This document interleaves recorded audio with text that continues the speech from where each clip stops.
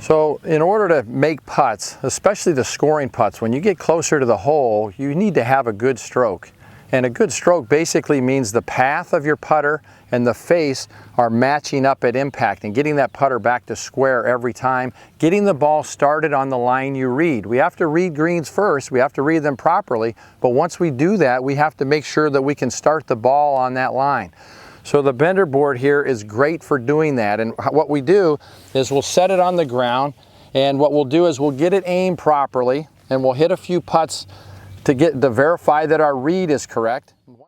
Okay, and now what we do is we'll set the putter down on the face line and a lot of times your putter will have a white line to identify the sweet spot, and you'll set that right on the crosshairs here. And then what we're going to do is we're going to move the putter back just to where the slots are, and we're going to identify what number that we need to put the tees in to identify our path slot, okay? And there's really basically two types of strokes. There's more straight back and through, and then there's a slight arc, which is the most common type stroke. So whether you want to have a slight little bit of an arc or whether you take it straight back and straight through, kind of depends on your philosophy. Having said that, I would suggest that you try to do more of the straight back, straight through, because these gates are so close to impact that we don't want a whole lot of arc in here, okay? So I usually recommend going straight back. So for me now, it's on the 4. So what I'll do is I'll take 2 tees and put them on the 4, and then I'll take 2 and put them in the front on the 4. So once you identify the back one, all you need to do is just duplicate it in the front. So now I basically have my gate or my slot for my stroke, and what I'm going to do next is I'm going to take the piece forward here, which is going to identify our start line gate for the golf ball, and what I'm going to do then is I'm going to put a couple of tees in the ground in the first slot. Now if you have longer putts, you're going to want to use the slots that are further out. And then also, depending on your ability, if you're just starting out, you want to make your kind of this gate for the ball to go through a little wider than normal, okay? And then what you can do is kind of inch it in to get to the pro level, which is, the pro level is when the tees are right flush up against the edge of the gate. Then what we're going to do is we're just going to take this out of here.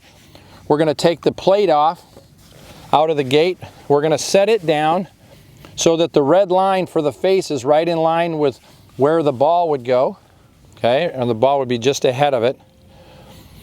And now basically we're going to set up, and we're all set, and we're going to make some strokes here, and we're not going to try to hit anything. Now that one, I hit that inside tee, so that gave me instant feedback that I pulled it, and you can see not only did I hit the putt a little too hard, but I pulled that putt a little bit. So now I'm going to try to straighten it out. Then I got everything dialed in right. And like I said, if we're going to putt uphill putts or side hill putts, then we're going to move these tees a little further out to allow for a bigger stroke.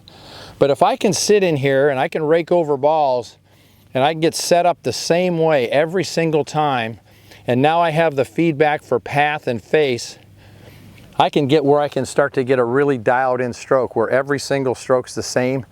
And then what I can do is I can take these away, pull these out of here, pull everything out, and then I can go ahead and try to make some strokes going right through the tees without anything. So I kind of still have the feel left over from the gate.